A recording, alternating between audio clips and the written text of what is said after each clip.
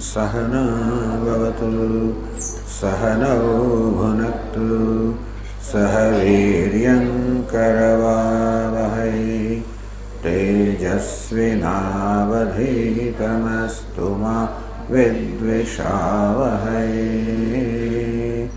ॐ शान्ति शान्ति शान्तिः। ॐ पूर्णमदः पूर्णमिदं पूर्णात् पूर्णमुदच्यते पूर्णस्य पूर्णमादाय पूर्णमेवावशिष्यते। ॐ शान्ति शान्ति शान्तिः। श्रुतिस्मृतिपुराणानाम् आलयं करुणालयं नमामि भगवत्पादं शङ्करं लोकशङ्करं शङ्करं शङ्कराचार्यं केशवं बादरायणं सूत्रभाष्यकृतौ वन्दे भगवन्तौ पुनः पुनः। ईश्वरो गुरुरात्मेति मूर्तिभेदविभागिने व्याप्तदेहाय दक्षिणामूर्तये नमः। सर्वतन्त्रस्वतन्त्राय सदात्माद्वैतवेदिने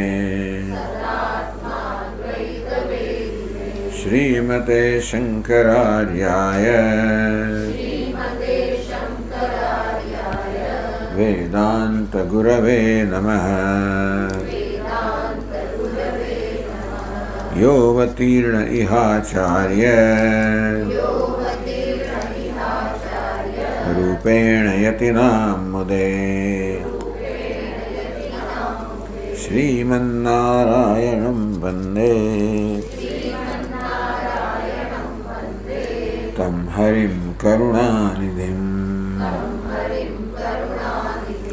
मननाख्यं प्रकरणं वासुदेवयतीश्वरै रचितं विस्तरेणाद्य संग्रहेण प्रकाश्यते। बालानामुपकाराय मम विज्ञानसिद्धये तत्तः श्रीबालगोपाल कृष्णः सन्निहितो भवेत्।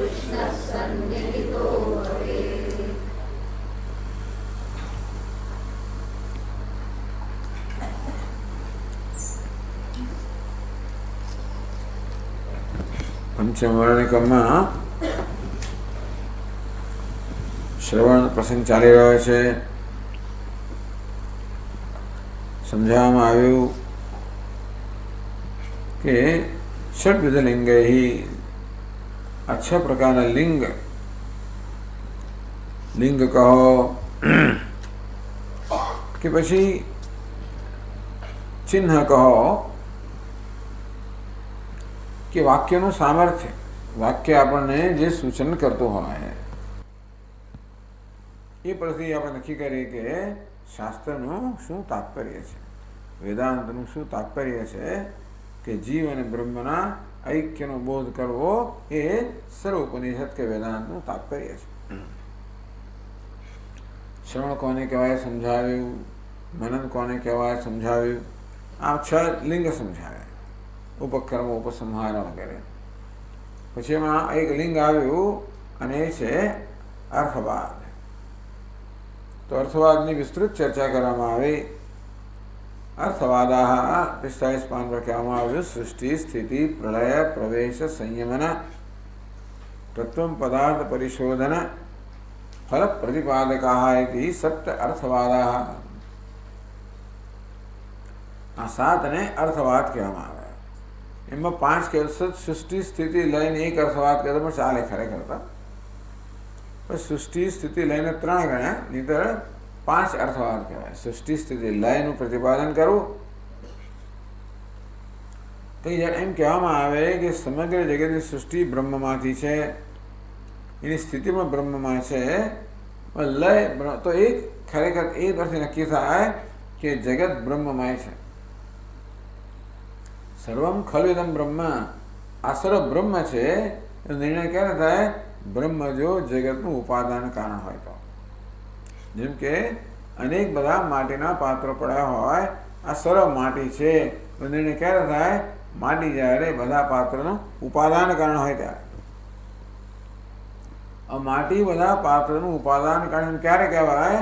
બધા પાત્રોની સૃષ્ટિ માટીમાંથી છે, એની સ્થિતિ માટીમાં છે, અને લય માટીમાં છે, તો જ માટીને ઉપાદાન કારણ કહેવાય. એ રીતે આ 3 મળીને નક્કી થાય છે કે સમગ્ર જગત બ્રહ્મથી ભિન્ન નથી. જેમ ઘડા વગેરે કાર્ય માટીરૂપી ઉપાદાન કારણ ભિન્ન, તેવી રીતે આ જગત પણ બ્રહ્મથી ભિન્ન નથી. જેમ માટીને જાણવાથી બધા ગણાઓ જણાઈ જાય, તેવી રીતે બ્રહ્મના જ્ઞાનથી સમગ્ર જગતનું જ્ઞાન થાય. આ રીતે અદ્વિતીયત્વ બ્રહ્મણ અદ્વિત, કારણ કે જે ઉપાદાન કારણ છે, કાર્ય ઉપાદાન કારણ ભિન્ન ન હોવાના કારણે એક જ વસ્તુ ત્યાં છે. ભલે અનેક બધા ઘટ વગેરે પાત્રો જણાતા હોય, તો વસ્તુ ત્યાં એક જ છે, ને તે માટી. આ પ્રકારે ઉપાદાન કારણ એક અદ્વિતીય છે. બ્રહ્મ જગતનું ઉપાદાન કારણ છે, કારણ કે બ્રહ્મ જગતની ઉત્પત્તિ છે, ત્યાં સ્થિતિ છે, એમાં લય છે. તેથી આ રીતે બ્રહ્મને જગતનું ઉપાદાન કારણ બતાવવા દ્વારા શાસ્ત્ર કહે છે કે બ્રહ્મ એક અદ્વિતીય છે. અને તો જ પછી એનો અર્થ એવો થયો કે જીવ અને બ્રહ્મનો પણ દ્વૈત નથી, ભેદ નથી. તેથી જીવન બ્રહ્મ પણ એક જ છે. પ્રવેશ શ્રુતિ દ્વારા કહેવામાં આવ્યું કે ઉપનિષદ વળી એવું પ્રતિપાદન કરે છે કે પરમાત્માએ જગતનું સર્જન કરીને એમાં પ્રવેશ કર્યો. જગતને કે દેહનું સર્જન કરે. પરમાત્માએ આ બધા નામ રૂપનું દેહનું સર્જન કરીને એમાં પ્રવેશ કર્યો. તો એ ગ્રંથકાર કે જેવી રીતે દેવદત્ત જે ઘરની બહાર હતો, એણે ઘરમાં પ્રવેશ કર્યો, તો હવે ઘરમાં જે આપણે પ્રાપ્ત થાય છે એ જ દેવદત્ત છે, જે પ્રવેશ કરતા પહેલા બહાર હતો. પ્રવેશ કરતા પહેલા દેવદત્ત બહાર હતો, એ જ દેવદત્ત અંદર છે. એ પ્રવેશથી પ્રવેશ કરનાર એક જ છે એવું નક્કી થાય. તે રીતે એમ કહેવામાં આવે કે બ્રહ્મએ આ ઉપાધિમાં પ્રવેશ કર્યો. એનો એ થયો કે હવે ઉપાધિ રૂપી ઘરમાં જે પ્રાપ્ત થાય છે એ ઉપાધિ બહાર જે બ્રહ્મ હતું એ જ છે. પહેલા જ ઉપાધિની બહાર હતું અને જેને પ્રવેશ કર્યો એ બ્રહ્મ હવે ઉપાધિમાં પ્રાપ્ત થાય છે. અને તેથી જે પોતાને જીવ માને છે એ વાસ્તવમાં બ્રહ્મ છે. આ પ્રકારે જીવ અને બ્રહ્મના ઐક્યનું પ્રતિપાદન થાય છે પ્રવેશ. નિયમન કે નિયમન કરનાર પરમાત્મા કો જગતનો નિયંતા છે, એ બીજું પ્રતિપાદન થયું. જગતનો નિયંતા છે.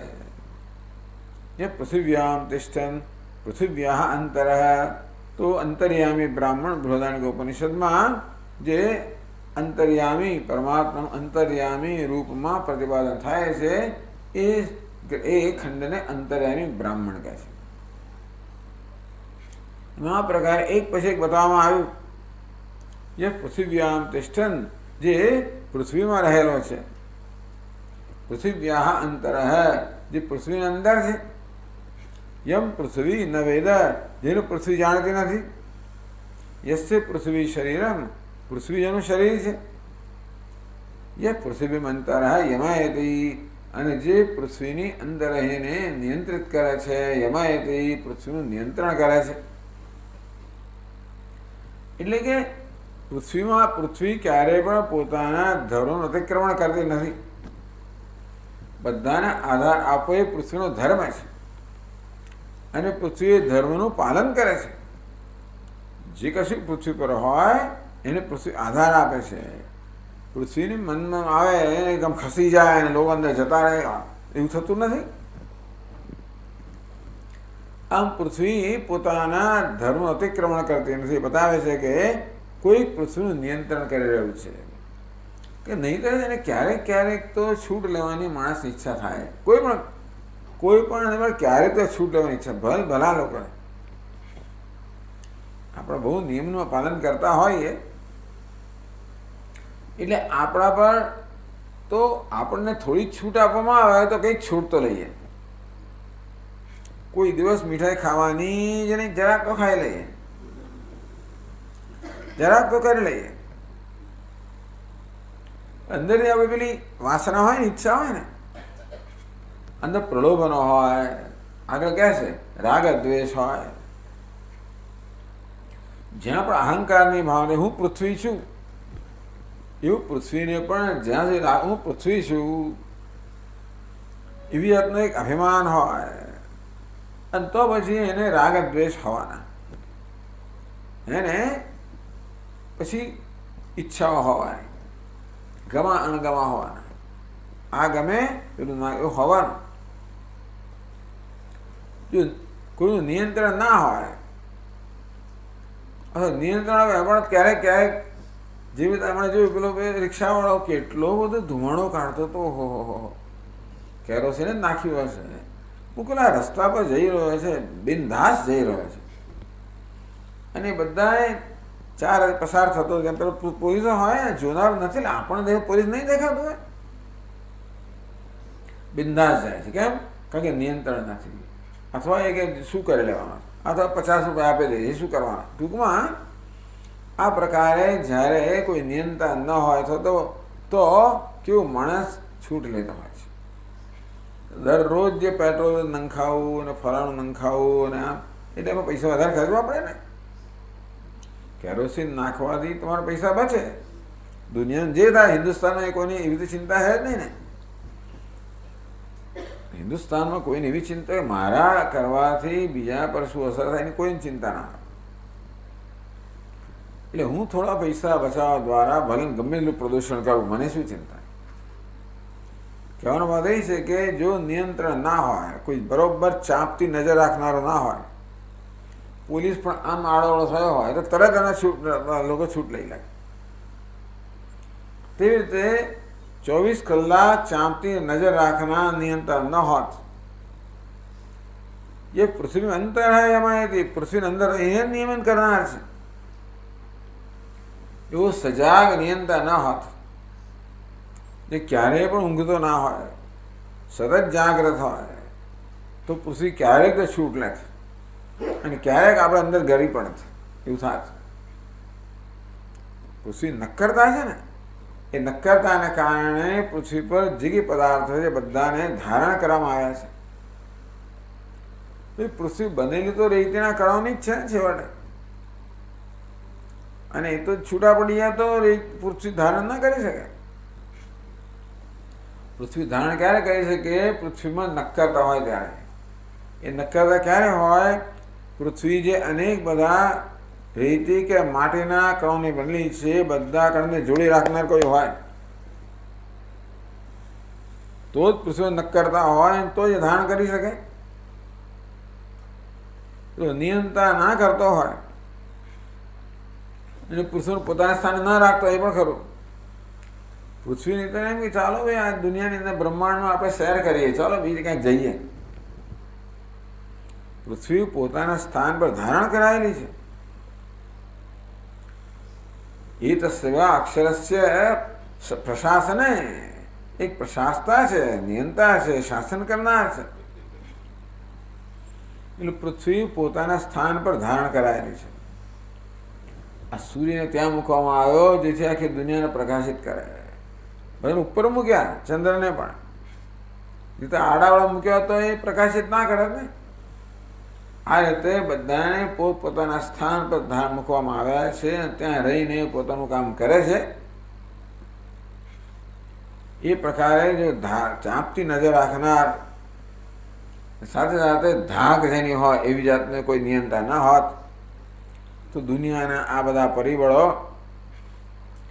આવી રીતે હંમેશ માટે, ટૂંકમાં પરિબળો બધા જ કોઈ પ્રકારના અપવાદ વગર જે પોતાના ધર્મનું પાલન કરી રહ્યા છે ન થતું હોત જો નિયંતા ના હોત તો. એટલે નિયંતા છે એ નિયંતા કેવો હોવો જોઈએ? જે નિયમ્ય છે, જેનું નિયમન કરવામાં આવે છે એ પેલા નિયંતા કરતા જુદો હોય. આમ નિયમન કરનાર એક હોય અને પૃથ્વી જુદી હોય, બે વચ્ચે જુદા જુદા હોય ને બે અંતર હોય. દેશનું અંતર હોય કે કાળનું અંતર, કશુંક અંતર હોય. અંતર હોય ત્યારે હંમેશા તમે સતત ચાંપતી નજર ના રાખી શકો. જુદી હોય ને પૃથ્વી એટલે ક્યારેય કાં પેલું નથી જોતો, તરત છૂટ લાય. એટલે કહે છે કે આ પરમાત્મા નિયંતા છે અને સમગ્ર જગત એ નિયંત્રણમાં રહેલું છે.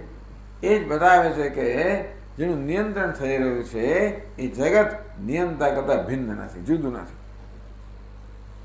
જુદું તો ક્યારેક છૂટ લાય. કેવો સંબંધ છે? ગયા વખતે વાત કરી આપણે કે આ સંબંધ કેવો, નિયંતા નિયમ એ સંબંધ કેવો છે? રજ્જુ સર્વ જેવો. સર્વ ક્યારેય પણ રજ્જુથી અલગ ના હોય, કોઈ સંજોગો ના હોય. સર્પને રહેવા માટે કે રહેવા માટે, સર્પને હોવા માટે ક્યારેય રજ્જુ અલગ હોય જ ના શકે. સર્પનો હવા પણ રજ્જુમાંથી પ્રાપ્ત થાય છે ને. અલગ થવા જાય તો એનું અસ્તિત્વ જ મટી જાય ને. તો જેવી રીતે સર્પ ક્યારેય રજ્જુ અલગ ના હોય તેવી રીતે આ જગત ક્યારેય પણ નિયંત્રણથી અલગ ના હોય. એમ કરીને જેમ સર્પ અને રજ્જુનું ઐક્ય બતાવવામાં આવ્યું, ઐક્ય એટલે કે અનન્યતા બતાવવામાં આવી, સર્પ ક્યારેય પણ અન્ય ના હોય, તેમ જગત કહો, જીવ કહો, કશું ક્યારેય પણ પરમાત્મા અન્ય ના હોય.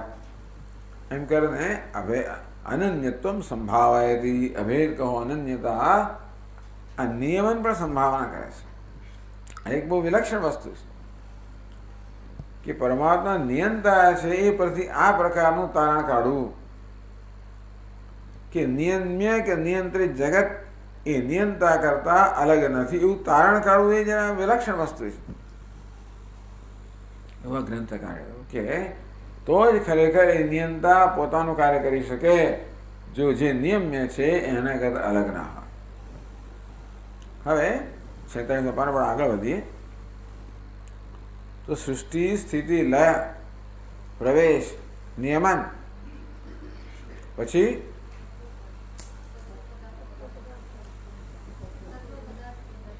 તત્વમ પદાર્થ શોધનમ, તત્પદાર્થ શોધનમ, ત્વમ પદાર્થ શોધનમ એટલે શું? એના સાચા સ્વરૂપનો નિર્ણય કરવો. એને તત્ કહેવામાં આવે છે, ઈશ્વર કહેવામાં આવે છે, એનું વાસ્તવિક સ્વરૂપ શું છે? એને ત્વમ કહેવામાં આવે છે, જીવ કહેવામાં આવે છે, વાસ્તવિક સ્વરૂપ શું છે? એવું એ પ્રકારે અન્વેષણ કરવાની જરૂર એટલા માટે પડે છે કે તત્ કોને કહેવાય એ વિશે આપણો ખ્યાલ છે અને ત્વમ કોને કહેવાય એ વિશે આપણો ખ્યાલ છે. જન્મ્યા ત્યારથી પોતાના વિશે, જગત વિશે, ઈશ્વર વિશે ખ્યાલ લઈને જન્મેલા છે. હું કોણ, ત્વમ એટલે હું કોણ છું એ વિશે મને નિર્ણય છે, ખ્યાલ છે.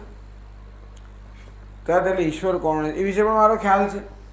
ખ્યાલ કહો, અભિપ્રાય કહો, નિર્ણય કહો, દ્રષ્ટિ કહો કે ભ્રમ કહો, એ કારણે મારો નિર્ણય છે કે હું ઈશ્વર કરતાં જુદો છું, ઈશ્વર મારા કરતાં જુદો છે, આ જગત મારા કરતાં જુદું છે, હું જગત કરતાં જુદું. આ પ્રકારે મને આ તત્પદનું ત્વમપદનું જ્ઞાન તો છે. તો કેવું જ્ઞાન છે? તો કે ભ્રમરૂપ જ્ઞાન છે. શોધન એટલે મારા ત્વમ વિષયનો, તત્ વિષયનો, જીવ વિષયનો, ઈશ્વર વિષયનો જે ખ્યાલ છે, જે સમજ છે, જે નિર્ણય છે, એનું અન્વેષણ કરવાની જરૂર છે. એને વિચારની કસોટીએ ચડવાની જરૂર છે કે મારા વિશે જે પ્રકારની માન્યતા હું ધરાવી રહ્યો છું એ માન્યતા ધરાવવા માટે મારી પાસે વાજબી કારણો છે કે નહીં. ટૂંકમાં મેં વિચાર કર્યા પછી આ નિર્ણય પર આવ્યો છું કે વિચાર કર્યા વગર જ આ નિર્ણય પર આવ્યો છું. અને શંકરાચાર્ય મહારાજ કે અવિચાર સિદ્ધ સંસાર.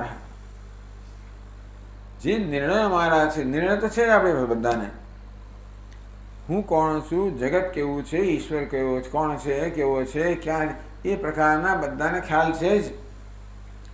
એ ખ્યાલ હોવા માટે કોઈએ શાળામાં કશે જવાની જરૂર નથી. ભણ્યો હોય કે ના ભણ્યો, નિરક્ષર હોય, કોઈ પ્રકારની જેને કેળવણી નથી, એ પણ એને પણ ખ્યાલ તો છે નિર્ણય કે હું કોણ છું અને તું કોણ છે અને ભગવાન કોણ છે. આવો ખ્યાલ હોય, બધા હોય જ. અને વેદાંત શાસ્ત્ર કહે છે કે આ ખ્યાલ જ બધું દુઃખ આપનારા છે. હું ખરેખર જે છું મર્યાદિત હોઉં તો મને દુઃખ ના થાય.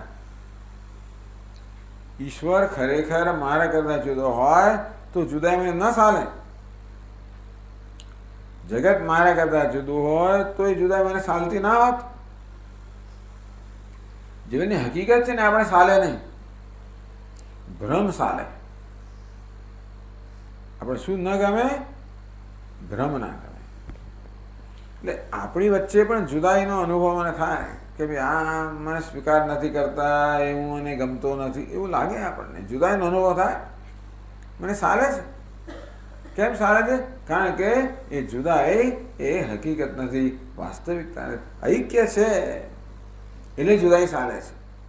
જુદાઈ હોત તો ન ચાલતી હોત.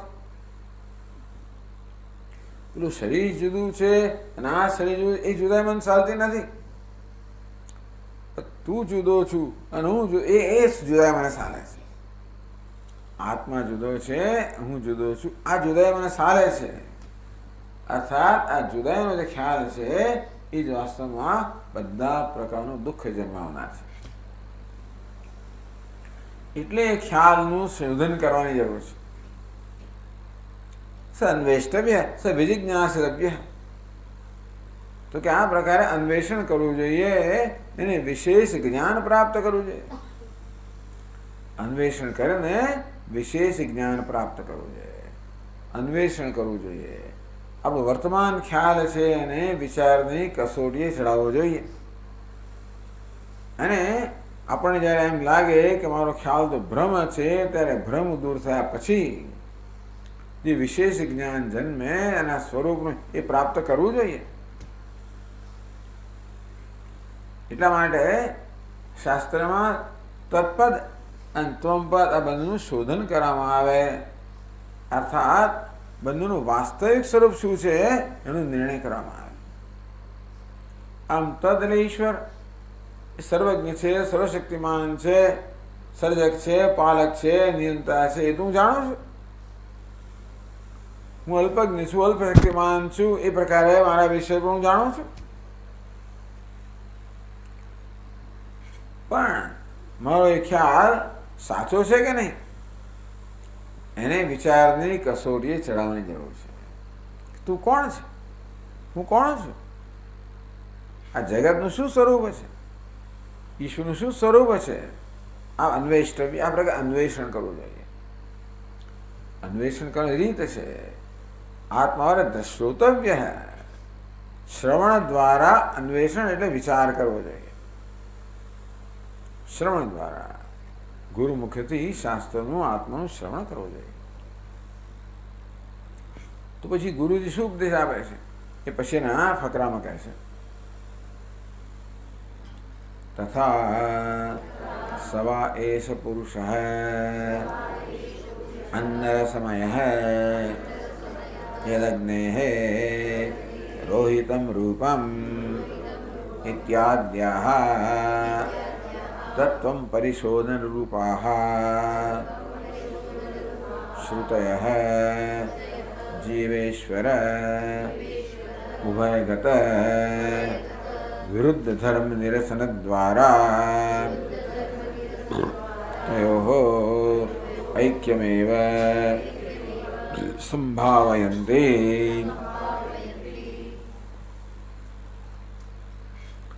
त्वं पदનું શોધન. સવા એશ પુરુષ અન્નરસમય. આ પુરુષ કોણ છે? આત્મા કોણ છે? તૈત્રીય ઉપનિષદમાં સુંદર રીતે એનું અન્વેષણ કરવામાં આવ્યું. સવા એશ પુરુષ પહેલા કહેવામાં આવ્યું કે આત્માનું શું સ્વરૂપ છે? આ દેહ આત્મા છે. અન્નરસમય, અન્નના રસનો વિકાર જે છે આ સ્થૂળ દેહ એ આત્મા છે. પુરુષ સવા એશ પુરુષ, આ પુરુષ, આ કોણ? અન્નરસમય, અન્નરસનો જે વિકાર છે અથવા સ્થૂળ દેહ છે એ જ આ પુરુષ છે, એ જ આત્મા છે. વાત તો બરાબર છે, હું આત્મા છું, આત્મા છે.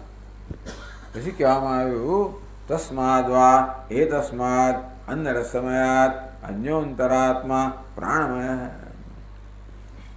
અન્નરસમય સ્થૂળ દેહ છે એ આત્મા તો ખરો, છતાં પણ શું આત્માના બધા જ ગુણો એનામાં છે?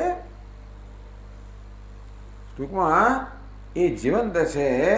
એ જીવંતપણું પોતાને કારણે છે કે અન્યને કારણે છે? પ્રાણમય તો કે નહીં, એની અંદર છે. એને કદાચ જુદો એક પ્રાણ છે, એ પ્રાણને કારણે આ દેહ જીવંત છે. પ્રાણ જતો, એક વસ્તુ આપણે જાણીએ છીએ કે આત્મા ચેતન હોવો જોઈએ. આ દેહ ચેતન છે, મળેને આત્મા માનવામાં આવ્યો તો દેહની ચેતનતા એને પોતાને કારણે છે કે ઉછીની લીધેલી છે? તો ખબર પડે કે પ્રાણ જો દેહમાં ન હોય તો દેહ અચેતન બની જાય.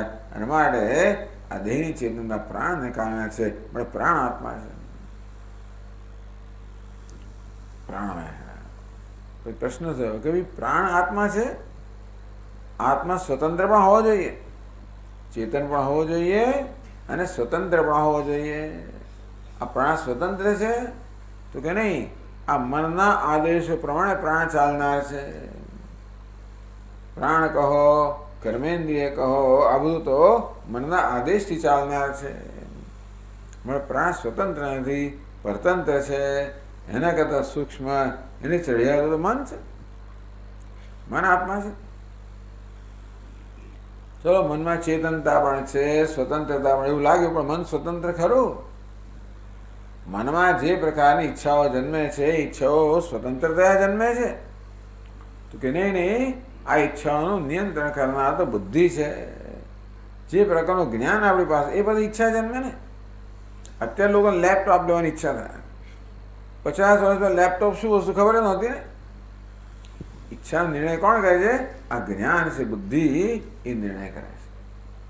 બુદ્ધિ છે મન કરતા સૂક્ષ્મ છે, આંતરિક છે, ચઢિયાતી છે, નિયંત્રણ કરનારી છે. પણ બુદ્ધિ આત્મા કેવડાવ યોગ્ય છે.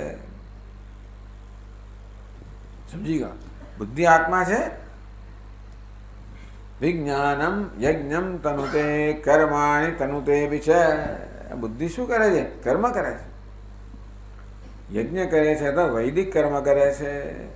કર્માણી અર્થાત વૈદિક લૌકિક કર્મ કરે. બુદ્ધિનું કામ કર્મ કરવું. બે પ્રકારના કર્મ છે, વૈદિક કર્મ અને આપણા વ્યવહારિક કર્મ. તો બુદ્ધિ કર્મ કેમ કરે છે? કર્મ કરવા પાસે બુદ્ધિનું પ્રયોજન હોવું જોઈએ ને. શું પ્રયોજન છે? તો કે કેમ સુખ પ્રાપ્ત કરવું. બુદ્ધિ પણ લાભ જોઈને લોટતી હોય છે. અને આ બુદ્ધિને પણ પ્રેરણા કરનાર કોઈ છે. કોણ છે? પેલો ભોગતા. અર્થાત સુખ, જેને સુખ જોઈએ છે એવો ભોગતા છે. એ બુદ્ધિ કર્તાને પણ પ્રેરિત કરનાર છે. તતઃ કર્તા તતો ભોગતા. કર્તાની પાછળ ભોગતા છે. ભોગતા એટલે શું? હું આનંદનો ભોગતા છું, આનંદનો અનુભવ કરનાર, હું સુખી છું. પણ સુખી આત્મા છે. સુખી પણ આત્મા કે નિત્ય હોવો જોઈએ. સુખી નિત્ય નથી, નિર્વિકાર નથી. સુખની પણ માત્રાઓ છે, પ્રિય, મોદ, પ્રમોદ. એના માટે આનંદ આત્મા, ટૂંકમાં પ્રિય, મોદ, પ્રમોદ આ બધાનો આત્મા એનું ઉદ્ભવ સ્થાન આનંદ છે.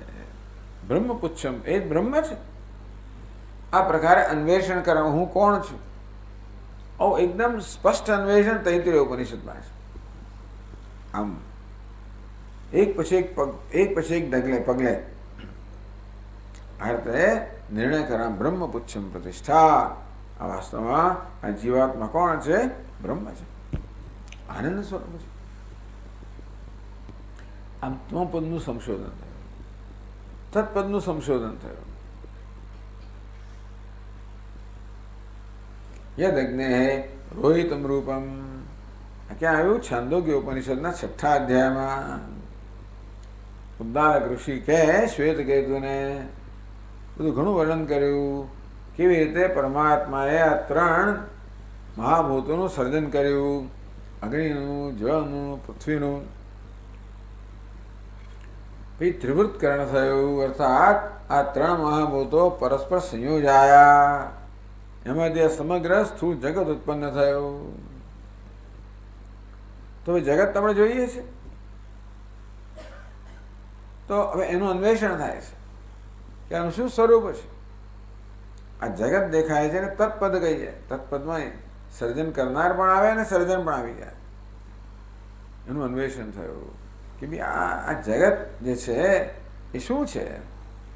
તો પહેલા ઉદ્દાલક ઋષિ શ્વેત બતાવે, જો અગ્નિ જો હા યજ્ઞે રોહિતમ રૂપમ તેજ તદ રૂપમ. એ શ્વેત કેતુ અગ્નિમાં જે લાલ રંગ છે ને એ કોનો છે? તેજસ તત્વનો છે. એ શુક્લમ તદપામ અગ્નિમાં જે સફેદ રંગ છે એ જળ તત્વનો છે. એ કૃષ્ણમ તદન્નસ્ય અને જે અગ્નિમાં કાળો રંગ છે એ પૃથ્વી તત્વનો છે. અગ્નિ આ 3 રંગનો બનેલો છે. કયા 3 રંગ? લાલ, સફેદ અને કાળો. એટલે જેને આપણે અગ્નિ કહીએ ખરેખર શું થયું? આ 3 રંગ જ થઈ ગયા ને.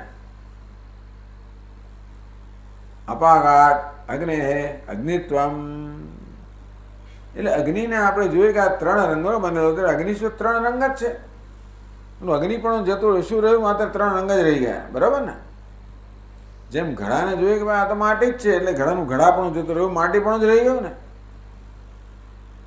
તેમ જ્યારે નિર્ણય કરવામાં આવ્યો કે જેને આપણે અગ્નિ કહીએ છીએ, તો વાસ્તવમાં આ 3 રંગનું મિશ્રણ જ છે. આમ તો લાલ, પીળો, વાદળી મૂળ રંગ કહેવાય, બાકીના બીજા બધા મેળવણી થાય. પણ અહીંયા કહેવામાં આવ્યું કે આ લાલ, સફેદ ને કાળો રંગ મૂળ રંગ છે. બાકી બધા રંગ છે ને 3ની મેળવણીથી થાય. આ 3 રંગ કોના છે? આ 3 મહાભૂતના છે, અગ્નિના, જળના અને પૃથ્વીના. હવે એક પછી એક પદાર્થ કહે છે. એટલે કહ્યું કે ભાઈ અગ્નિ પણ જતો રહ્યો અને રહ્યું શું? 3 રૂપાણી તેવ સત્યમ. આ 3 રંગ છે એ સત્ય છે. જેને અગ્નિ કહીએ છીએ એને જ્યારે આપણે બારીકાઈથી જોઈએ ત્યારે આપણને સ્પષ્ટ થાય કે જેને અગ્નિ કહીએ છીએ તો આ 3 રંગનું મિશ્રણ છે.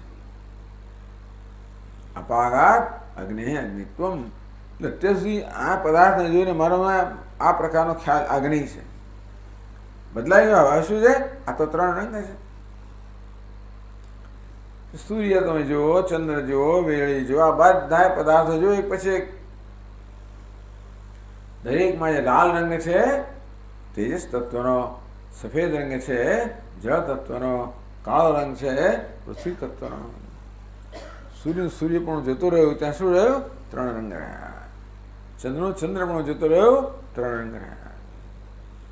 3 રૂપાણી તેવ સત્યમ. આ 3 રૂપ રંગ એ સત્ય છે. પછી પૂછે કે ભાઈ આ અન્ન જે છે, જળ જે છે, હવે અન્ન છે એ પોતે એદ સંગોત્પત્તિતમ સૌમ્ય વિજાનેહી નૈદમ અમૂલમ ભવિષ્યતિ. હે સૌમ્ય, હે શ્વેત કેતુ, આ જે શરીર છે ને એ શુંગમ ઉત્પત્તિતમ. આ શરીર તો પહેલા જેમ બીજમાંથી અંકુર જેવું છે. અંકુર જોઈએ ને એટલે આપણે તરત અનુમાન કરીએ કે બીજ હોવું જોઈએ. બીજ વગર અંકુર ના હોય. હે શ્વેત કેતુ, સમજ કે આ શરીર છે અંકુર સમાન છે. નૈદમ અમૂલમ ભવિષ્યતિ. અંકુર જેવી રીતે બીજ વગર ના હોય તેમ આ દેહ પણ એના બીજ વગર ના હોય, એના કારણ વગર ના હોય, ઉપાદાન કારણ ના હોય. તસ્ય ક્વ મૂલમ સ્યાત. ભગવાન આ દેહરૂપી અંકુરનું મૂળ કયું છે? અન્યત્ર અન્નાદ. તો અન્ન કહો, પૃથ્વી કહો, એમાંથી અન્નમાંથી બનેલું છે દેહ. દેહ શું છે? એ અંકુર છે. એનું બીજ કયું? તો કે અન્ન.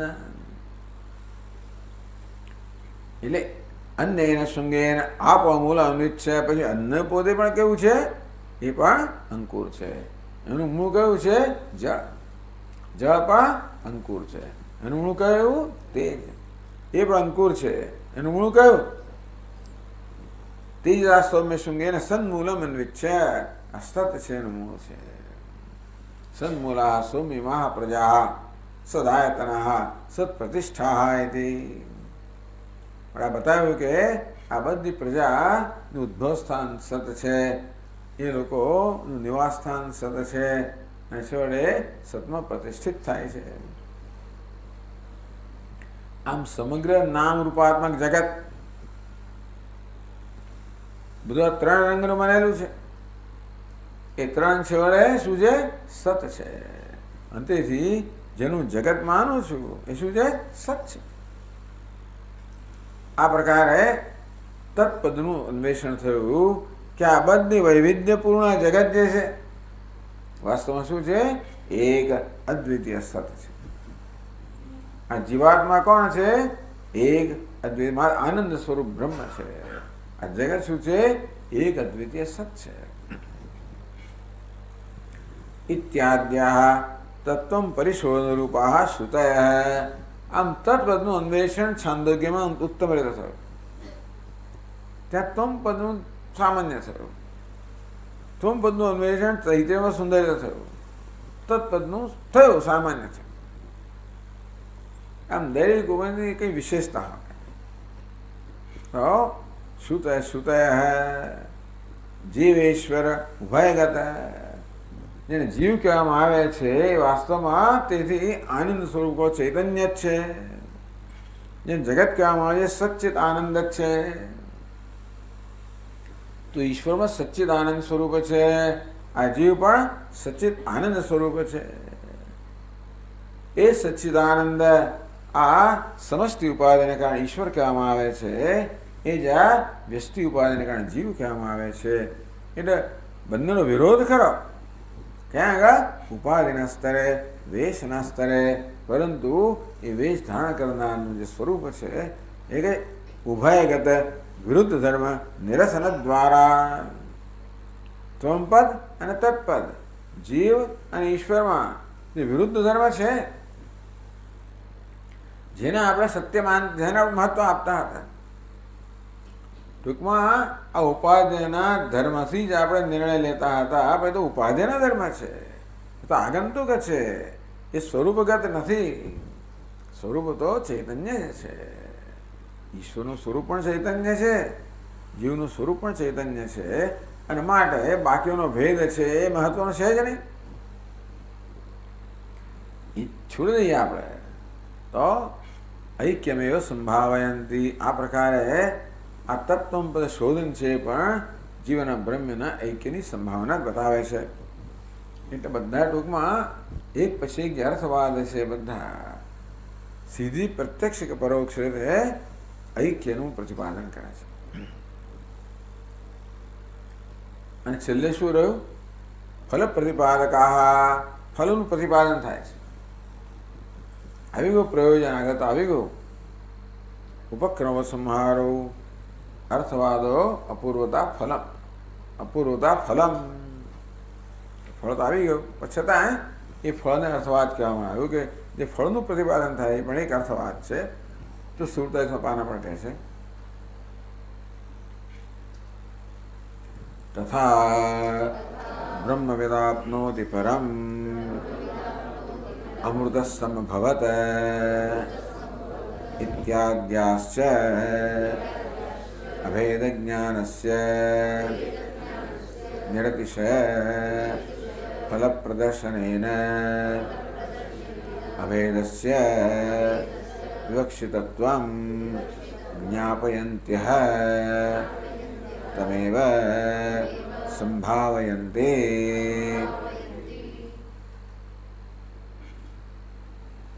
જ્ઞાપયન્ત્યઃ કયું રૂપ છે?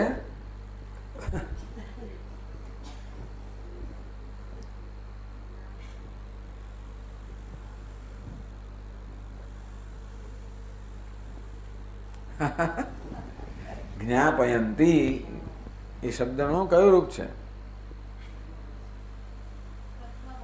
પ્રથમા બહુવચન. નદી નદ્યો નદ્યઃ જ્ઞાપયંત્યઃ. એ કોનો વિષય છે? જ્ઞાપયંત્યઃ એટલે કે આપણે જણાવનાર. એ કોણ છે? કોણ જણાવે છે?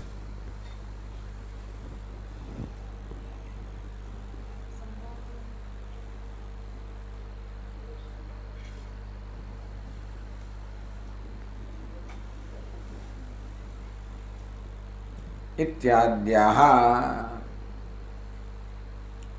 કોણ? શ્રુતયઃ. ઇત્યાદ્યાઃ શ્રુતયઃ. શ્રુતય એટલે આ પ્રકારે શ્રુતિના આવા વાક્યો, આ અને આ પ્રકારના શ્રુતિના વાક્યો. કેટલા વાક્યો કયા? બ્રહ્મવિદ આપનોતિ પરમ એક વાક્ય. બીજું કયું કયું? અમૃતઃ સમભવત ઇત્યાદ્યાઃ. આ શ્રુતિના આ વાક્ય શું કરે છે? નિર્દિશ્ય ફલ પ્રદર્શનેન. આ ફળનું પ્રદર્શન કરનાર છે, ફળનું વર્ણન કરનાર છે, નિરૂપણ કરનાર છે કે જીવ અને બ્રહ્મને ઐક્યના જ્ઞાનનું શું ફળ છે, શું પરિણામ છે. તો કે નિરતિશય ફળ. એનું ફળ કહો, પરિણામ નિરતિશય એટલે અનંત ફળ છે. અતિશય એટલે ચઢિયાતા પણ, નિર્તિશય જાય ચઢિયા તો કંઈ છે જ નહીં. કેવું છે? સર્વોત્કૃષ્ટ કહો, અનંત. ટૂંકમાં જીવ અને બ્રહ્મના ઐક્યનું જે ફળ જે છે એ નિર્તિશય છે, ઉત્કૃષ્ટતમ છે, અનંત છે. તો એમ કહીને શું કહેવા માંગે છે? ચાલો કેવી રીતે કહે છે? બ્રહ્મવિદ આપનોતિ પરમ. બ્રહ્મવેદ એટલે બ્રહ્મનું જેને જ્ઞાન છે તે બ્રહ્મ જાણે એને બ્રહ્મવિદ કહેવાય. પરમ આપનોતિ, જેને બ્રહ્મનું જ્ઞાન છે તે પરમને પ્રાપ્ત કરે છે. હવે એ જ્ઞાનથી પ્રાપ્ત કરવું એ કેમ બને? જ્ઞાનથી કશું મળે નહીં ભાઈ. હા, કશી વસ્તુ જાણીએ તો માત્ર શું છે એ ખબર પડે, એટલે મળે નહીં. તો કે આ વોઇસ રેકોર્ડર છે, જાણ્યું એટલે શું કે મારું થઈ ગયું? ના થઈ જાય. આ હોલ છે. જ્ઞાનથી કશું મળે નહીં. જ્ઞાન તો શું કરે? જે વસ્તુ છે માત્ર એનું જ પ્રકાશન કરે. આ ખુરશી છે, આ ટેબલ છે, ને ફલાણું છે, ને ઢીકણું છે. તો જ્ઞાનથી કશું મળે એવું બને? જ્ઞાન તો માત્ર જે વસ્તુ છે એને જ પ્રકાશિત કરે.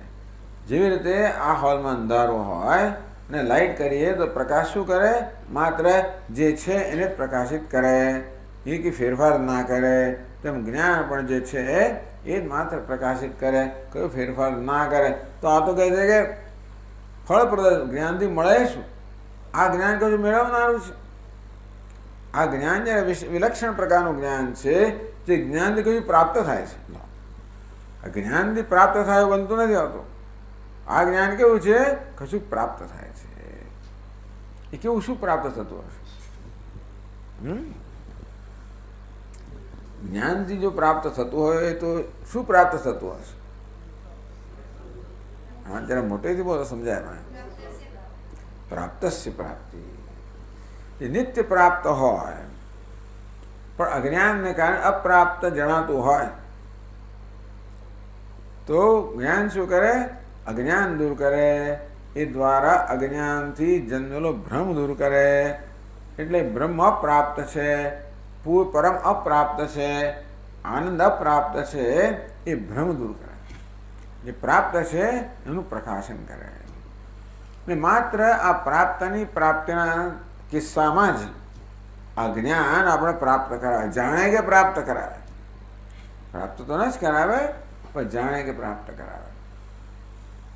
કંઠ ગયો ચામી કરા, જેવી રીતે કંઠની અંદર પેલું સુવર્ણ હોય અને આપણે ભૂલી ગયા હોઈએ એને આપણે શોધતા હોઈએ અને પછી ખબર હો આ તો અહીંયા જ છે. એ જ્ઞાનથી જે પ્રાપ્ત થયું જ પ્રાપ્ત થાય. બ્રહ્મવિદ આપનોતી પરમ કહે છે, જેને બ્રહ્મનું જ્ઞાન છે એ પરમને પ્રાપ્ત કરે છે. તો બ્રહ્મના જ્ઞાનથી પરમને પ્રાપ્ત ક્યારે કરાય? એ પરમ જ્યારે પોતાનું સ્વરૂપ હોય ત્યારે. ખરું ને? ટૂંકમાં પરમ એ કોનું સ્વરૂપ છે? બ્રહ્મનું જેને જ્ઞાન છે એનું સ્વરૂપ છે. બરોબર ને?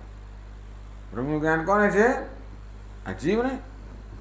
જે વિદ્વાનને, જે વ્યક્તિને બ્રહ્મનું જ્ઞાન થાય છે એ પરમ પ્રાપ્ત એનો થયો કે પરમનું સ્વરૂપ જ છે, નિત્ય પ્રાપ્ત જ છે.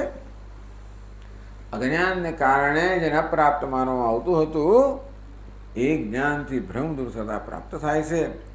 અર્થાત આ બતાવે છે કે જીવનું વાસ્તવિક સ્વરૂપ પરમ જ છે. બ્રહ્મવિદ જેને બ્રહ્મનું જ્ઞાન થાય છે એ વિદ્વાનનું સ્વરૂપ કયું છે? પરમ છે. પરમ કહો. પરમ એટલે શું? દેશ, કાળ, વસ્તુ આ બધી મર્યાદાથી મુક્ત અનંત કહો. એટલે આ જ્ઞાની અનંત છે, અર્થાત અનંત કે બ્રહ્મનું સ્વરૂપ જ છે. એ રીતે આ વાક્ય જીવના બ્રહ્મનું ઐક્ય દર્શાવે છે. જ્યારે વિચારી કરીએ તો આ વાક્ય વિચાર કરીએ, બ્રહ્મવિદ આપનોતી પરમ, જેને બ્રહ્મનું જ્ઞાન છે પરમ પ્રાપ્ત કરે છે, વાક્ય વિચાર કરીએ તો શું સમજાય કે પરમનું સ્વરૂપ જ હોવું જોઈએ, એટલે પ્રાપ્ત ના થાય, જ્ઞાનથી પ્રાપ્ત ના થાય. એ રીતે અભેદસ્ય વિવક્ષિતત્વમ, આ જીવન બ્રહ્મ અભેદ છે એ વાસ્તવમાં એ કહેવાની શ્રુતિ એ કહેવાની ઈચ્છા છે. વિવક્ષા, વિવક્ષા એટલે કહેવાની ઈચ્છા. ટૂંકમાં આ પ્રકારે જ્ઞાનીને શું ફળ પ્રાપ્ત થાય છે એ કહેવા દ્વારા ખરેખર શ્રુતિને શું કહેવાની ઈચ્છા છે? જ્ઞાની વાસ્તવમાં બ્રહ્મ જ છે. એમ જીવન બ્રહ્મના ઐક્ય કહેવાની ઈચ્છા છે શ્રુતિની. એ કહે છે આ રીતે. સીધે સીધું કહે તો મહાવાક્ય કહેવાય, પણ આ પરોક્ષ કહે તો એને આ અર્થવાદ કહેવાય. એટલે આ પરોક્ષ વાક્ય છે. તું બ્રહ્મ છે એ મહાવાક્ય છે. એ સિવાયના વાક્યો કેવા છે? બધા અવાંતર વાક્યો છે. કે અમૃત સમભવત, ऐतरेय उपनिषद કહ્યું પ્રજ્ઞા નેત્રો લોક પ્રજ્ઞા પ્રતિષ્ઠા પ્રજ્ઞાનમ બ્રહ્મ. ત્યાં શું કહેવામાં આવ્યું?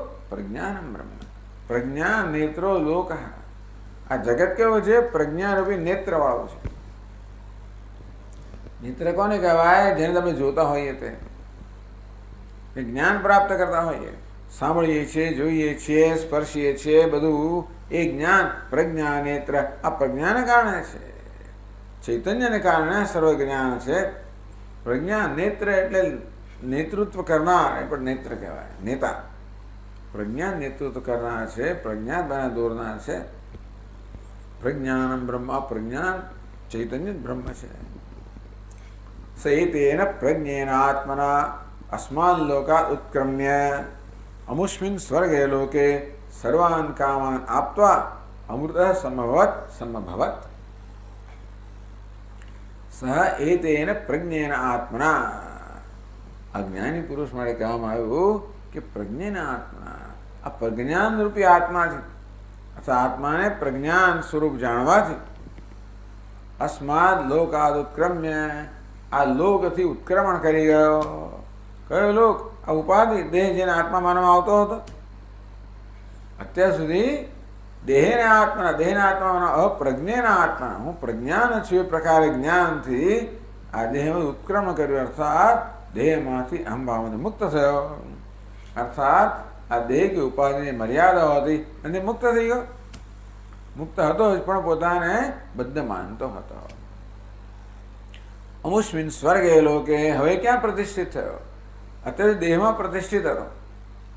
કેવી રીતે? હું દેહ છું એ પ્રકારના ખ્યાલને કારણે હવે શું જ્ઞાન થયું? હું પ્રજ્ઞાનમ છું, બ્રહ્મ છું. એ ક્યાં પ્રતિષ્ઠિત થયો? પ્રજ્ઞાનમાં પ્રતિષ્ઠિત થયો, બ્રહ્મમાં પ્રતિષ્ઠિત થયો. બ્રહ્મ તો આનંદ સ્વરૂપમાં પ્રતિષ્ઠિત થયો. એને પણ સ્વર્ગ કહેવામાં આવે. સ્વર્ગ શબ્દથી નિર્દેશ આનંદનો નિર્દેશ કરવામાં આવે. સ્વર્ગે લોકે સર્વાન કામાન આપવા, જેને પૂર્ણતા પ્રાપ્ત થઈ એની બધી ઈચ્છાઓ આપતા કામ, બધી ઈચ્છાઓ પૂર્ણ થઈ ગઈ. અમૃત સંભવત, એ અમર બની ગયો, અમૃત બની ગયો હતો જ, પણ હવે પોતાના અમૃતત્વમાં, પૂર્ણતામાં, આનંદ સ્વરૂપમાં પ્રતિષ્ઠિત થયો. એ બે રીતે કહેવાય. જીવંત છે ત્યારે જ અમૃત બની ગયો, અમર બની ગયો, અથવા પ્રારબ્ધનો ક્ષય થતા આ લોકમાંથી, આ દેહમાંથી મુક્ત થઈને એ વળી પાછો બ્રહ્મ પ્રતિષ્ઠિત થયો. એ અમૃત ક્યારે બને? હોય ત્યારે બને. પેલા અમૃત હતો જ, પોતાને મર્ત્ય માનતો હતો. અથ મર્ત્યો મૃતો ભવતી અત્ર બ્રહ્મ સમજતો, અથ મર્ત્ય અમૃતો ભવતી. જે પોતાને મર્ત્ય માનતો હતો એ અમૃત બની ગયો નહીં, હું અમૃત છું એવું જ્ઞાન થયું. એમ કરીને મર્ત્ય અને અમૃત વચ્ચેનું ઐક્ય બતાવવામાં આવે ને. મર્ત્ય કોણ? જીવ. અમૃત બ્રહ્મ. આમ જીવ અને બ્રહ્મનું ઐક્ય આ દ્વારા બતાવવામાં આવ્યું. ઇત્યાદ્યાસ્ય અભેદ જ્ઞાનસ્ય, કે અભેદનું જ્ઞાન થાય ત્યારે નિર્તિશય ફળ પ્રાપ્ત થાય, પરમ એટલે અનંતતા પ્રાપ્ત થાય, અમૃતત્વ પ્રાપ્ત થાય. એ કહેવા દ્વારા વિવક્ષિતમ અભેદસ્ય વિવક્ષિત, કે અભેદ જ છે વાસ્તવમાં, એવી વિવક્ષ એવું કહેવાય. એ પ્રકારનું જ્ઞાન આપણને આપે છે. તમે એવું સંભાવે ત્યાં પ્રકારે એ પણ જીવના બ્રહ્મને ઐક્યની સંભાવના બતાવે છે. આ બધા વાક્યો સ્પષ્ટ રીતે જીવ બ્રહ્મ ઐક્ય કહેતા નથી. આ દરેક વાક્ય જીવન બ્રહ્મ ઐક્યની સંભાવના બતાવે. સ્પષ્ટ તું બ્રહ્મ છે એ વાક્ય બતાવે છે. મહાવાક્ય એ સ્પષ્ટ રીતે બતાવે. બીજા બધા એને અવાંતર સહકારી વાક્યો કહેવાય. એટલે પછી એના ફકરામાં કહે છે ઇત્થમ સૃષ્ટિ સ્થિતિ પ્રલય પ્રવેશ સંયમન તત્વમ પદાર્થ પરિશોધન ફલ પ્રતિપાદકૈઃ સપ્તવિધ અર્થવાદૈઃ અનુગૃહીતમ સત જીવ બ્રહ્મ ઐક્ય રૂપમ અખંડૈકરસમ એવ અવાંતર વાક્યૈ સહિતમ યત પ્રતિપાદયન્ત્યઃ યત પ્રતિપાદયતિ અતઃ અખંડૈકરસત્વેનૈવ મહાવાક્યાર્થો વક્તવ્યઃ ઇતિ ષડ્વિધલિંગૈઃ શ્રુતિતાત્પર્યાવધારણમ શ્રવણમ ઇત્યુક્તમ. ઇત્થમ આ પ્રકારે સૃષ્ટિ સ્થિતિ પ્રલય પ્રવેશ સંયમન તત્વમ પદાર્થ પરિશોધન ફલ પ્રતિપાદકૈઃ, આ બધાનું પ્રતિપાદન કરનાર, સપ્તવિધ અર્થવાદૈઃ, આ 7 વસ્તુનું પ્રતિપાદન કરનાર 7 પ્રકારના અર્થવાદ છે. તો એ અનુગૃહીતમ, એ અનુગ્રહિત ટૂંકમાં અર્થવાદ છે. આ એ જીવના બ્રહ્મના ઐક્યની સંભાવના બતાવે છે. એ રીતે જીવ બ્રહ્મના ઐક્ય અનુગ્રહ કરે છે. ટૂંકમાં અર્થવાદ દ્વારા આપણા મનમાં જીવન બ્રહ્મના ઐક્યની સંભાવના બહુ સ્પષ્ટ થઈ જાય. પછી જ્યારે કહેવાય તું બ્રહ્મ છે ત્યારે હું તૈયાર છું, કારણ કે આ દ્વારા મારા મનમાં હું બ્રહ્મ છું એ પ્રકારની યોગ્યતા સ્થાપિત થઈ ગઈ છે. અનુગૃહીતમ સદ જીવ બ્રહ્મ ઐક્ય રૂપમ, તો જીવન બ્રહ્મના ઐક્ય રૂપ અખંડ એક રસમ એવ, અખંડ એક રસતા. જીવન બ્રહ્મ ખંડ નથી, ભેદભાવ નથી, દ્વૈત નથી, અખંડતા છે, એક રસતા છે. જે રસ બ્રહ્મ છે એ જ રસ જીવ છે, એ જ રસ જગત છે, એ જ રસ માત્ર છે, એક રસના ચૈતન્ય. અવાંતર વાક્ય હિ સહિતમ, એક બાજુ છે આ અર્થવાદના વાક્યો, બીજા બધા અવાંતર વાક્યો. એ સાથેનું જે યત અખંડ એક રસમ, ટૂંકમાં જીવન બ્રહ્મના ઐક્યનું જે પ્રતિપાદન કરે છે. અતઃ માટે અખંડ એક રસત્વેને મહાવાક્યાર્થો વક્તિથી શ્રવણ દ્વારા આપણા મનમાં શેનો નિશ્ચય જન્મે? શ્રુતિ શું શીખવા માંગે છે? જીવન બ્રહ્મના ઐક્યનું જ પ્રતિપાદન કરવા માંગે છે. એ પ્રકારનો નિશ્ચય મનમાં જન્મે, તાત્પર્ય નિશ્ચય જન્મે. એ ષડ્વિલિંગ આ પ્રકારે છ લિંગથી જેનો અર્થવાદ એનો એક છે. શ્રુતિ તાત્પર્ય અવધારણ, આ પ્રકારે શ્રુતિના અવધારણ એટલે કે નિશ્ચય જન્મવો. એ શ્રુતિનું તાત્પર્ય જીવના બ્રહ્મના ઐક્યના પ્રતિપાદનમાં છે. એ પ્રકારનો નિશ્ચય જન્મવો એ શ્રવણનું કામ છે. શ્રવણ દ્વારા આ વસ્તુ થાય. ઇતિ ઉત્તમ. શ્રવણની વાત કરવામાં આવી. એને શું દૂર થાય? કયા અવરોધો છે? સંશય ભાવના, પછી અસંભાવના, પછી વિપરીત ભાવના.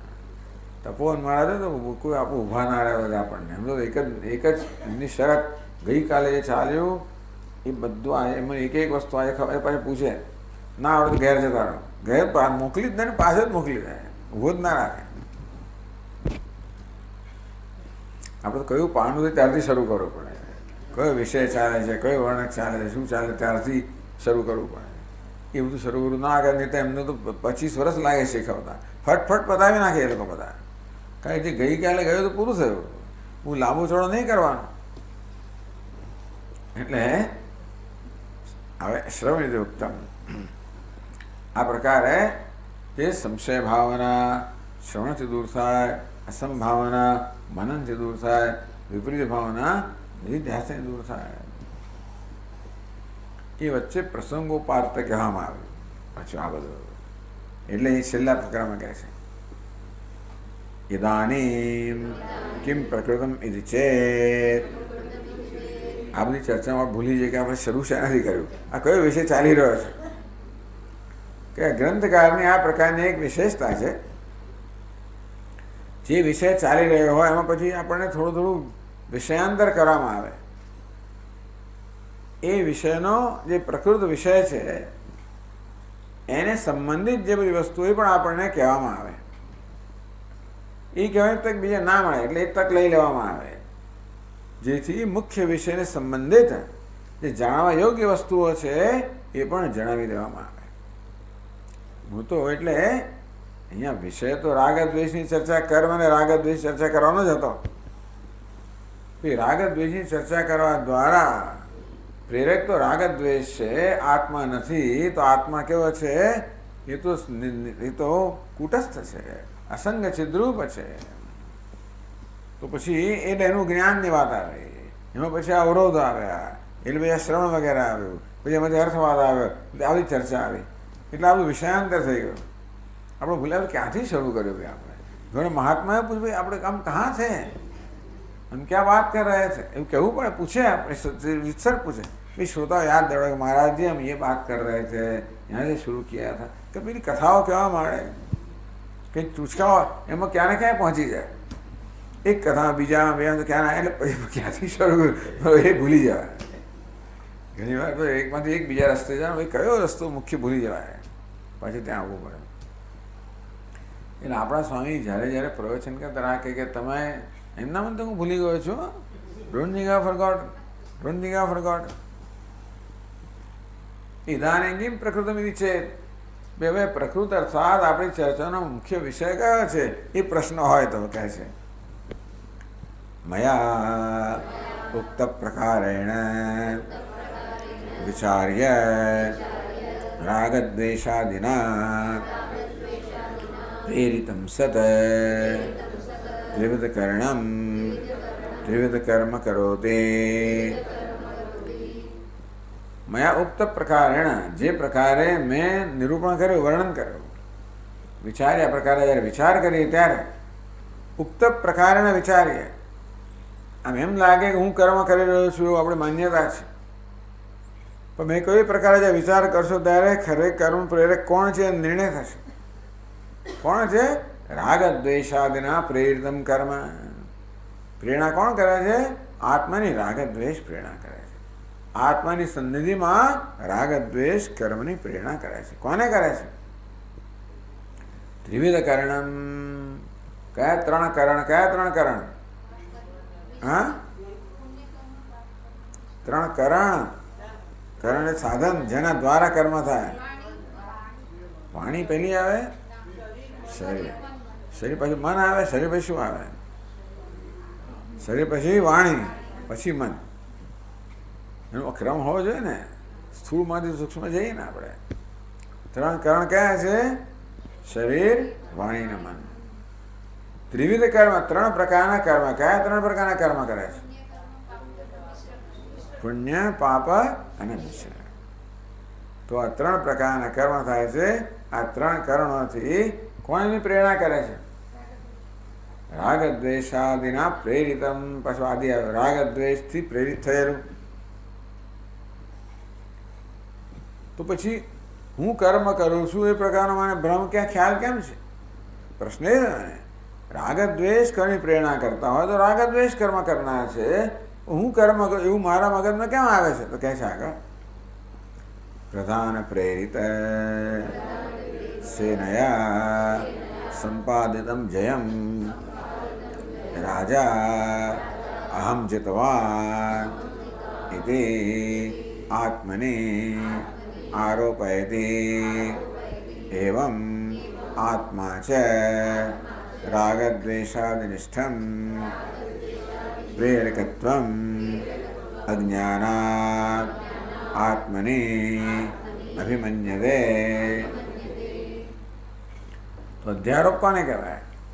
થતું હોય એક જગ્યાએ અને માનવામાં આવે બીજી જગ્યાએ. પ્રધાન પ્રેરિત સેનયા સંપાદિતમ જયમ. તો રાજા યુદ્ધ કરે છે કે એક યુદ્ધ કરવા જાય, સેના યુદ્ધ કરવા જાય, એનું પ્રધાન જાય. કોણ યુદ્ધ કરવા જાય? સેના એકલી ના જાય, એનો નેતા તો જોઈએ. કોણ નેતા છે? પ્રધાન નેતા છે. પ્રધાન પ્રેરિત સેના.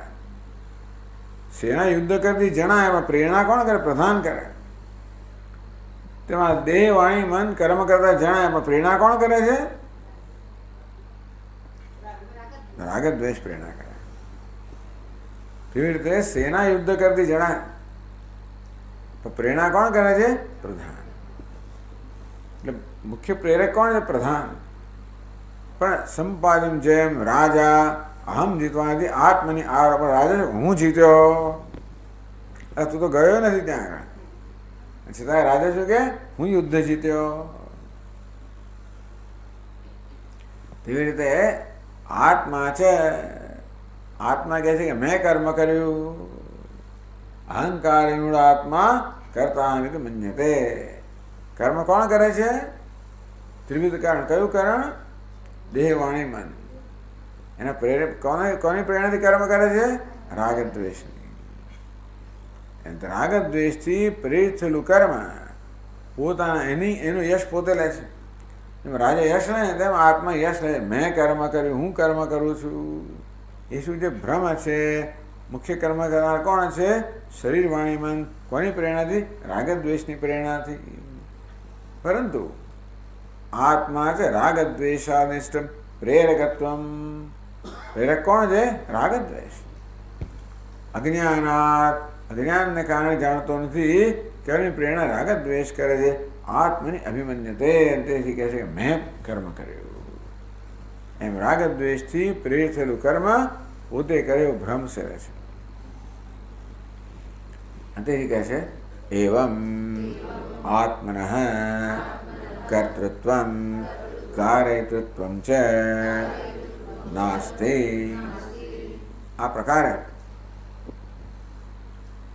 આ પ્રકારે નિર્ણય કરવાનું પ્રયોજન શું છે? આપણે રાગ દ્વેષમાં રસ નથી. આપણા શરીર, વાણી, મનમાં રસ નથી. પણ શેમાં રસ? કોના રસ છે? આત્મામાં. આમ કર્મ થઈ રહ્યા છે શરીર, વાણી, મનના સ્તરે. પ્રેરણા થઈ રહી છે રાગ દ્વેષના સ્તરેથી. આત્માનો કોઈ પણ ભાગ નથી. આત્મા કોઈ રીતે એમાં પાર્ટી નથી. એમાં એનું કોઈ કર્તૃત્વ નથી. એ કોઈ સંડોવાયેલો નથી. તેથી આત્મના કર્તૃત્વ કાર્યતૃત્વ. આત્મા પોતે કર્મ તો કરતો નથી જ, પણ કર્મ પ્રેરણા કરતો નથી. કારયિતા કોને કહેવાય? કર્મ પ્રેરણા કરનાર. તો કર્મ કરનાર કોણ છે? શરીર, વાણી, મન. કાર્યતા કોણ છે? રાગ દ્વેષ. આત્મા કર્તૃત્વ પણ નથી, કાર્યતૃત્વ. એ નિર્ણય કરવા માટે આ બધું કહેવામાં આવ્યું. નિર્ણય થોડો આત્માનો કરવાનો છે, એ માટે આ બધું કરવું પડે. એ પછી નિર્ણય થયો કે આત્મા કર્તૃત્વ પણ નથી, કાર્યતૃત્વ પણ. આ પ્રકારે ચર્ચા. તો આ પ્રકારે જ્ઞાન થાય આ ચર્ચાથી. તો કહે છે ઇતિ યો દૃઢ નિશ્ચિનોતિ સૈવ જીવન મુક્ત. બસ આટલામાંથી જીવન મુક્ત બની જવાય. ઇતિ યો દૃઢ નિશ્ચિનોતિ. આ પ્રકારે હું કરતા પણ નથી, કારયતા પણ નથી. અકર્તા છું, અકારયતા છું, અસંગ સિદ્ધરૂપ છું. આ પ્રકારે જે દ્રઢ નિશ્ચય પર આવે છે, જો નિશ્ચય દ્રઢ થાય. અત્યારે કેવો નિશ્ચય છે? હું કર્મ કરનાર છું કે કર્મ પ્રેરક છું, એ પ્રકારનો નિશ્ચય છે. બદલાઈને આ પ્રકારનો નિશ્ચય જન્મે ત્યારે સૈવ જીવન મુક્ત. એ જીવન થાય ત્યારે જ મુક્ત છે. એ આ પંચમા વર્ણકનું આ પ્રયોજન છે. ઓમ પૂર્ણમદ પૂર્ણમિદં પૂર્ણાત પૂર્ણમુદચ્યતે પૂર્ણસ્ય પૂર્ણમાદાય પૂર્ણમેવાવશિષ્યતે. ઓમ શાંતિ શાંતિ શાંતિ. શંકરં શંકરાચાર્યં કેશવં બાદરાયણં સૂત્રભાષ્યકૃતૌ વંદે ભગવन्तौ પુનઃ પુનઃ. ઈશ્વરો ગુરુરાત્મેતિ મૂર્તિભેદવિભાગિને વ્યોમવદ્વ્યાપ્તદેહાય દક્ષિણામૂર્તયે નમઃ. ઓમ શાંતિ શાંતિ શાંતિ. હરિ ઓમ. શ્રી ગુરુભ્યો નમઃ.